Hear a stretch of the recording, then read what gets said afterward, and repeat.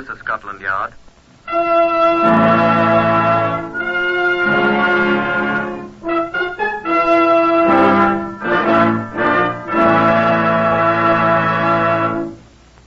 For the first time in history, Scotland Yard opens its official files to bring you the authentic, true stories of some of its most baffling cases. These are the true stories, the unvarnished facts just as they occurred, reenacted for you by an all-British cast.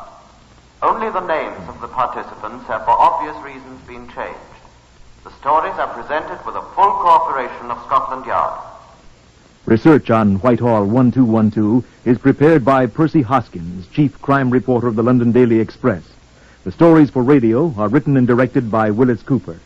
Here to brief you on Scotland Yard file number 1098002 is Chief Superintendent John Davidson.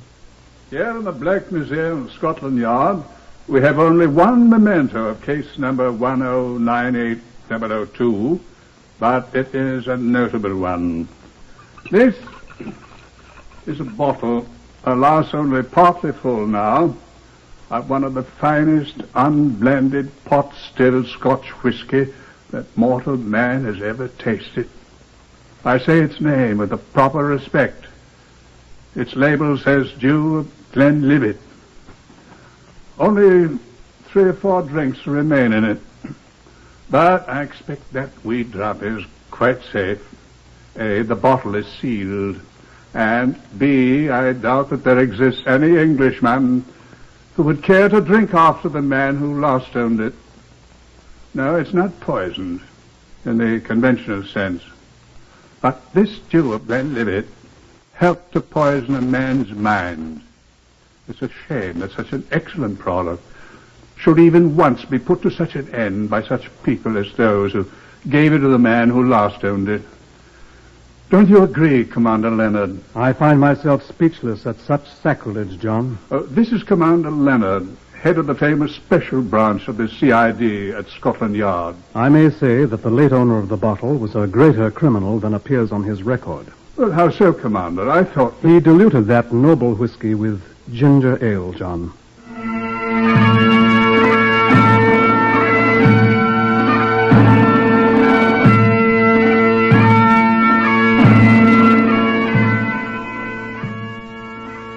The city of Ottawa, in Canada, is often thought of as an American city, which of course it is. But it is also the capital city of the Dominion of Canada, and as such, a very important part of the British Commonwealth of Nations. I take you back now to September of the year 1945 in Ottawa. In the Royal Canadian Mounted Police headquarters there, early in that month, Inspector John Miller of the RCMP was speaking on the telephone with a representative of the Canadian Ministry of Justice. Who's it speaking, please? This is Mr. Dufresne, sir. And may I ask to whom I'm speaking? Inspector Miller, RCMP. How do you do, Inspector? Well, that's not important. What I want to know is, do you know a man named Igor Kovenko? I do, sir. May I ask why, please? Well, he's here in my office, mister. I must warn you about him, Inspector. He's a dangerous man. He says he was in to see you this afternoon. That is true, sir. He is a very dangerous... Dangerous my foot. I beg your pardon. I said dangerous my foot. Sitting here scared to death. Scared, sir. I must say I can hardly believe that. He says he walked out of the code room of the Russian embassy this afternoon, where he's been employed, with some highly secret documents. He says he brought these documents to the Ministry of Justice and was told to go home and stop bothering you. Is that true? We hardly put it in those exact terms, my dear man, but... Did you throw him out? We told him we could engage in no negotiations whatever with a representative of a foreign power with whom the British government are not at war, sir. You didn't look at any of the documents he smuggled out of the Soviet embassy code room? Naturally not, sir. You didn't know he was fed up with communism? We did not believe him, sir. I say, look here... You didn't believe he wanted to aid the British government? Look here, Inspector... You turned down information that might be of the utmost importance to Britain and Canada. We believed him to be an extraordinarily clumsy spy, sir. Well, he isn't. What's he? I said he isn't. And may I ask how you know that, Inspector? You may, sir. Uh-huh. Mister, half hour ago, a squad of Russian thugs, led by the chief security officer of the Soviet embassy in person, broke into Kovenko's apartment, armed with pistols and Tommy guns. Are you joking, sir? I am not. This was an official search party. They were going to take Comico and his whole family away with them, or murder them if necessary. Fortunately, he was able to get through to the RCMP, and we took care of the matter, sir. What did you do, Inspector? We spanked a lot of Russian behinds. We brought Comico and his family, including the children, here to the station for protection. I think you'd better get over here in the morning real early before the Ruskies get here with a writ of habeas corpus. Because from what they said, there's some very interesting plans for the Comico family. I must report this to my chief, Inspector. Yeah, do that. And tell him to hire a Russian translator if these papers he swiped are what he says they are. I'll telephone my chief at once, sir. And thank you very much for calling, sir. Good night. Bureaucrats.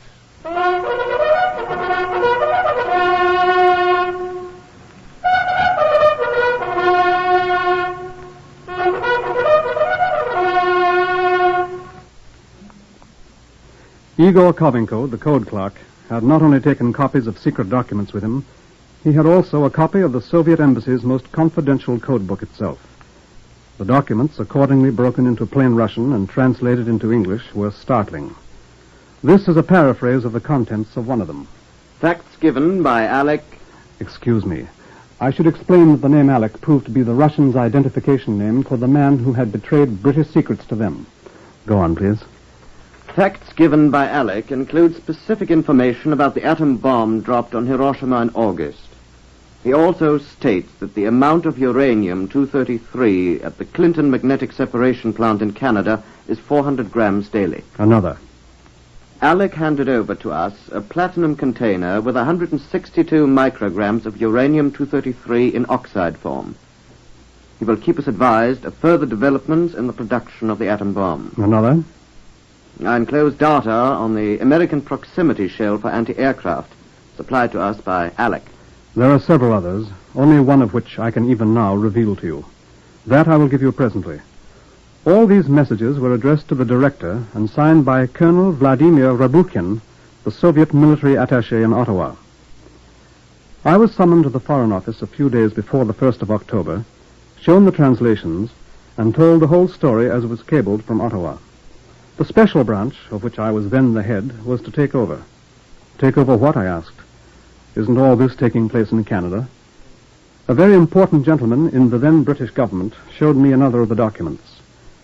I promised you I'd tell you about that one, if you please. To Colonel Rabukhin, Ottawa. Work out and send by courier all arrangements for the meeting. What meeting, I asked? And the password by which our representative will recognize Alec when he comes to London. Most necessary for him to come to London at once. Signed, Director. He's coming here, I said? To the Director. Alec will meet our representative in front of the British Museum during month of October. Time, 11 o'clock in the evening. Identification for Alec, a copy of a newspaper rolled up. That's all I said? He read me another one. To Colonel Rabukhin, Ottawa. Here are revised instructions for Alec. Meeting place in front of British Museum in London on Great Russell Street, opposite side of street about Museum Street from side of Tottenham Court Road. Alec to walk from Tottenham Court Road, our contact man from opposite side, Southampton Row. Time near 8 o'clock in the evening, if practicable. Identification signs. Alec to carry under left arm the newspaper Times. Our man to have in left hand the magazine Picture Post. Password. Contact man, quote, "What is the shortest way to the Strand?"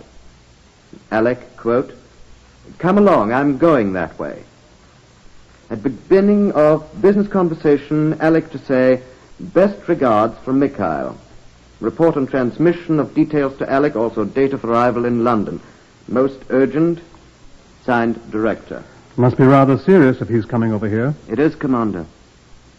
I can only say this, that he will be bringing with him secret information of the utmost importance. Information of such importance that it cannot be committed to paper. I think I may also say this to you. future existence of the British Commonwealth cannot be guaranteed if this information falls in the Russian hands. Then our job is to arrest this man, Alec, before he can make his contact. It's imperative that you do so. Tell me, what's his real name and when is he coming?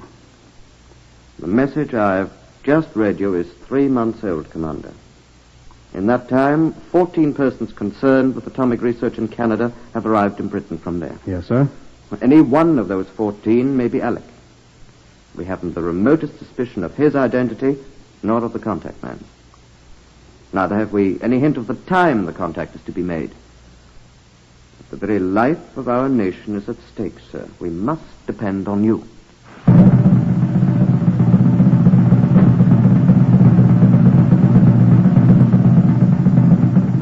MI5, the counterintelligence branch of military intelligence, placed dozens of their own men at our disposal.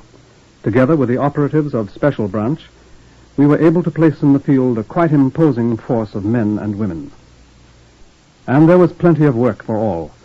To find an unknown man on an unknown date in a place where thousands of innocent people were passing, and with the urgency of the Commonwealth's danger to spur us on, a task as near to impossibility as one would care to mention, I'm afraid.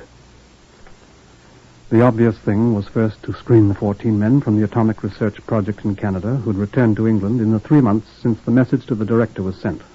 We found them one by one. I spoke to the first on the list, Mr. Frederick Giles, an Englishman, in his laboratory. Yes, I rather liked Canada.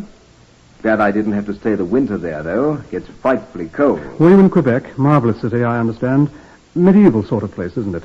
No, I never got there. I have a friend in Ottawa, Winco, in the Air Ministry there. Chap named Norman Helfrich. Wonder if you ever met him? No, I was never there either. Lots of chaps were, but not I. They kept me at Clinton all the time I was there. The magnetic separation plant, you know.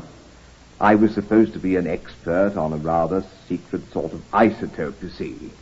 Never got anywhere. Quite dull, really. We checked Giles. Records showed he'd never been away from Clinton, as he said. No opportunity for him to contact any foreigners. He's in the clear, subject to further checks. Next man, Herr Professor Dr. Hannes Fischbein, a former German scientist who'd also worked in Canada. Also, I in Canada was 4 days only. I am fly to Montreal. I make my report. I am fed. A large dinner, colossal. And in my hotel room, they lock me up and stand a policeman with a red coat outside the door. More dinners I am fed. And then comes the man, and I am back to England flight. Better I should have here geblieben sein. Canada is to me a street outside the hotel window. But I did eat. Oh, wunderbar. Check off Hannes Fischbein. Word came to us from the Foreign Office. 3 new arrivals from Canada Atomic Research Project. Alec may be one of these. Please report progress. Checking of the arrivals from Canada went on. Mathematics professor John M. Dodds, assigned from Ottawa to King's College, Strand, London. Yes, I've heard that the Russians are very active in Canada. I knew a Russian girl, Vilma Semyonova. What happened to her, Professor Dodds? I married her. She's now a Canadian citizen. Where is she? Oh, she came back with me from Canada. She's here in London. Assign a woman detective to check on Vilma Semyonova Dodds. Lawrence Mackay. Lawrence Mackay traveled alone by a government airplane from Ottawa to London. Lawrence Mackay is the 6-year-old son of a Scottish nuclear physicist who was killed with his wife in a Canadian motor accident. Check off Lawrence Mackay. Georg Hasselblad. Georg Hasselblad, native of Denmark, in the employ of the Atomic Project at Montreal. Returned direct to Olberg, Denmark. In England, only 3 hours. Check Hasselblad off. James Nicholas McGee, junior mathematician. Died at his home in Belfast 2 days after returning from Canada. Check off McGee. Professor Duncan M. Allen, a senior member of the Nuclear Project Division of Imperial Chemicals Industries, and a university reader. In Canada since 1943, just returned as a senior in the Nuclear Projects Division. Some hope at last. Here was a highly responsible man with long experience in Canada. His advice on who might be Alec should be helpful. Since he was next on the list, I called on him. He was not of much assistance. How should I know, my dear sir? I'm a scientist. You're a detective. I thought in view of your long residence in Canada, you might be able to give us some hints. I can't. I was much too busy to add spying to my duties. You knew all of these people, though? I probably did, but I'm sure I don't remember most of them. I worked with some of them. I remember this child, Leslie McKay's son. Oh, I was sorry about Leslie and his wife. How about some of the others? This German, Fishbein, he was a former enemy. Remember the name, didn't know the man. Dr. Dodds. I heard he married a Russian girl, didn't know him. Giles? Short, fat chap, that's all I know. You were in Ottawa? Yes, but I was busy. I'm sure you're aware, sir, that I shouldn't be asking you questions unless this were a most important matter. What's up? Someone run off with some U-233? As a matter of fact, that's part of it. But not all, I'm sorry to say. Now, look here, are you serious? If any U-233 had been missing, I should have known about it. You knew of none being missing? I did not, nor do I know now, sir. That's odd, Dr. Allen. We have what we consider excellent information. Let me see. 162 micrograms of uranium-233 were missing. Your information is quite erroneous, I can assure you, sir. Part of my duties included keeping an extremely close check on the amounts of fissionable material on hand. In fact, I was responsible for it. And if I say that none is missing, then you may rest assured that none is. Our authority is unimpeachable. Your authority is a liar. Well, I expect you ought to know. Who gave you this cock and bull story? I'm sorry, that I cannot tell you. Well, send him to me, and I'll set him and you straight at once, sir. I'm afraid we can't do that, sir.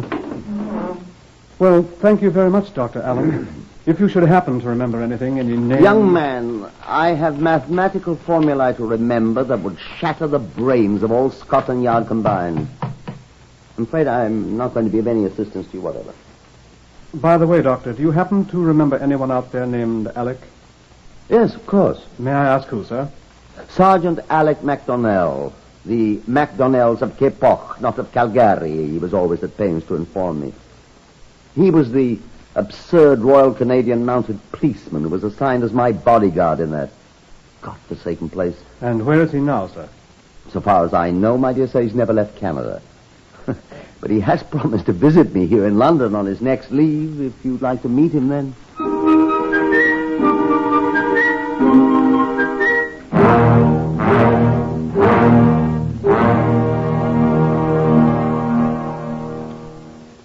The Foreign Office was on us every minute, demanding results. Every known Russian national in London was being watched, but not a known Russian could be discovered anywhere in the vicinity of the British Museum, the rendezvous named in the dispatch the Ottawa code clerk had given us. I wondered briefly if we'd not been made the victims of a hoax.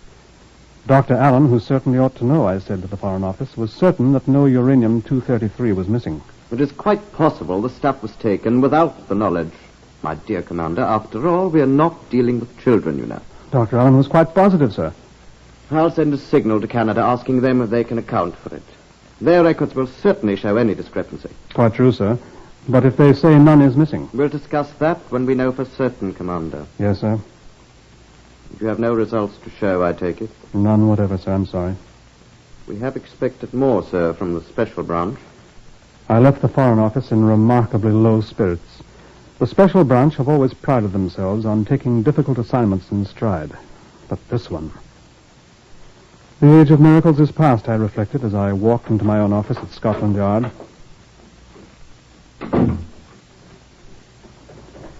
Put me through to Fred Ibbott, my chief clerk, please.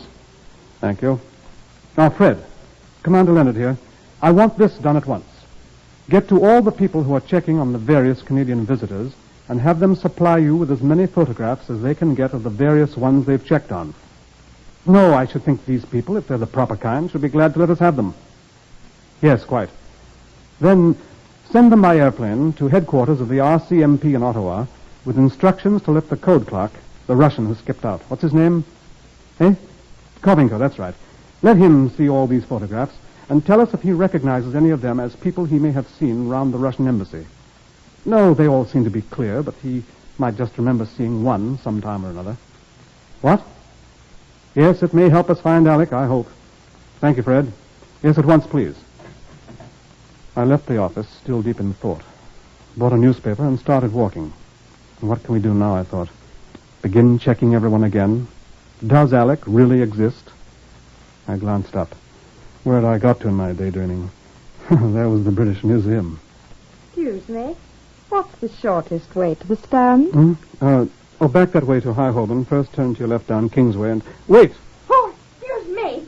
You're not Alec. And before I could do more than goggle at her, the young woman carrying a copy of the picture post had turned and vanished into the crowd on Great Russell Street. I pulled my Times from under my left arm and flung it away and was properly reprimanded by a constable. But the contact man was gone. Would you mind kicking me, Constable? I said to the officer.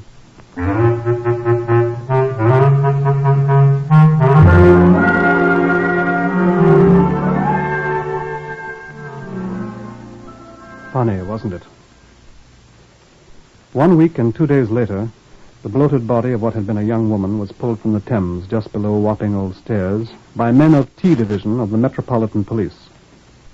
She was thought to be a former employee of the Russian embassy, but none of the embassy staff could identify her. The morning after my contretemps in Great Russell Street, I called again on Dr. Allen, the senior scientist who had assured me that I was wrong about the missing uranium. I'm very sorry, Commander. I have a lecture to give at King's College in half an hour. I've no time to talk to you. I think you will find it of great importance, sir. And moreover, I have given you definitive answers to the rather idiotic questions you've already asked me. I must tell you, Doctor, that this matter seriously and urgently concerns our national security. I'm sorry, but as I told you, I'm sorry too, Doctor, but I'm afraid you'll have to answer my questions. Now, see here. I'd just like to say this, Dr. Allen, but I must point out that I have sufficient authority to compel you to answer my questions. I hope I shall not be forced to use it. Are you impugning my integrity, sir? I'm merely pointing out that the matter is one of the utmost urgency, sir. Young man, I've exactly 15 minutes before I must leave for my lecture. I told him what we knew. I told him of the dispatches we'd gained possession of.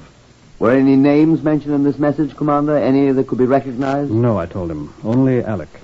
And I told him what had happened to me the day before. He chuckled heartily. I reminded him with some asperity of the seriousness of the situation. He sobered at once. I agree with your man at the Foreign Office, whom you so pointedly avoid identifying, that this Alec, whoever he is in possession of information which, if obtained by a hostile nation, might easily spell destruction for the British Commonwealth, Commander. I reminded him that Alec must obviously be someone who possessed a great knowledge of the progress of nuclear fission research. That's true. That's a very good deduction, Commander. He's obviously an important person. I asked him if he had the faintest suspicion of who he might be. That I'll have to think about. Here is a list of the arrivals from Canada. Is there any name on this list who could conceivably answer such a description, I asked. He scanned it rapidly. No one except myself? Perhaps he hasn't got here yet, I said. I think he has. Else why were you accosted with a password yesterday and even addressed as Alec? You're right, sir. He is here. And then, Commander, I see only one thing for you to do. What's that, sir? Find him if you can. Well, sir... I assure you, the most frighteningly immediate end of this nation of yours is inevitable if you do not find Alec before these secrets are turned over to Russia. I say it's inevitable, sir, because I, too, know what they are. I will talk with you again, but my present job is also of importance in the national security. Shall we say tomorrow, then? I returned to Scotland Yard, to my office. There was an urgent note on my desk. It read, "Call RCMP headquarters in Ottawa, Canada, at once. Inspector Miller. Highest priority, immediate action," and several other words whose meaning was quite as clear. I put through the call. "I want Inspector Mill..." "Yes, Ottawa, Canada. This is Commander Leonard at Scott..." "Hello, Miller here. That you, Commander Leonard?" Yes, this is Commander Leonard. Hello. Is that Commander Leonard? Yes, this is Leonard Miller. This is Leonard. That Leonard? Yes. This is Inspector Miller in Ottawa. How's the weather there in London? What? It's all right. What did you want? Oh, yes, it's raining here. Cold. Probably turned to snow. What did you want of me? Oh, yes. Well, your pictures got here. Photographs of those people. Yes. Well, we showed them to the code clerk fella, this Kovenko. He recognized only one of them. Used to see about the Russian embassy several times, he said. Which one? What do you say? I said which one? Oh. Well, you didn't put any names on them, just those numbers. He recognized the one marked number 4. What? 4. 1, 2, 3, 4. 4? You got it? Number 4. I don't know what the fellow's name is, but it's number 4. All right, thank you. Who is he, you know? I haven't got the list here. I'll have to let you know. But thanks, old boy. I think we've got Alec. What do you say? Goodbye. I identified him all right. It was mid-afternoon before I could reach Dr. Allen with the news, which I was impatient to check with him before reporting to the Foreign Office. I got him on the telephone and rushed to his flat at once. So you think you've got him, eh? Well, tell me about it. How did you discover? Are you sure? I'm reasonably sure, sir. He's the only one of the whole list who'd ever been seen around the Soviet embassy. Who is he? He's the only one who could possibly be Alec, sir. Well, before you tell me, let's have a drink, shall we? I seldom indulge, but I've got a very fine bottle of Dew of Glenlivet here. Here it is. I expect you'll have it neat, won't you? You'll think I'm a barbarian, I know, but I always mix mine with ginger ale. Here, help yourself. No. What's that? I will not drink with you, sir. What's the matter? I have one more question to ask you, Dr. Allen. Go ahead. The number 4 man on the list whom I checked on is the one they identified. Do you know who he is? I'm afraid not, Commander. I'm afraid then I'll have to ask you one more question, sir. What is the shortest way to the Strand? Well, come along. I'm going that way. I think not, Alec. I arrest you on the charge of violating the Official Secrets Act. And I must warn you that anything you say will be taken down and may be used in evidence.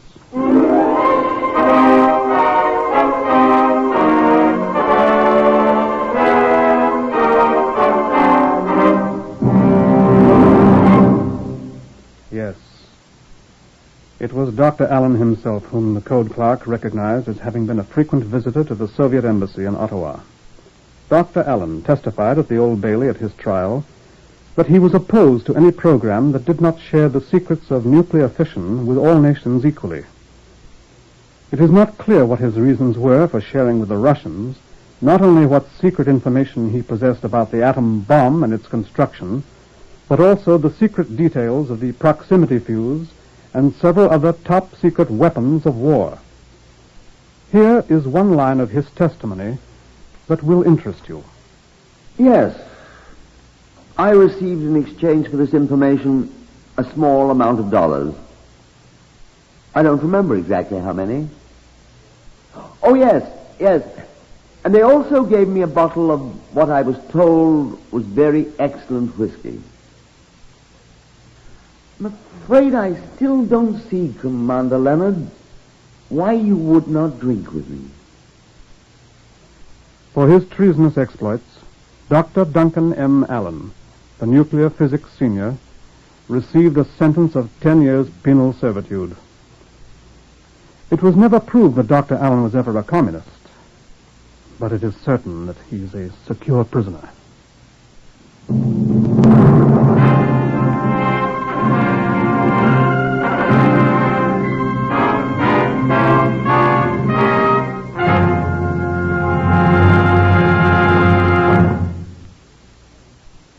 You have heard another in the series Whitehall 1212, compiled from the official files of Scotland Yard. Research on Whitehall 1212 is prepared by Percy Hoskins of the London Daily Express. The stories for radio are written and directed by Willis Cooper.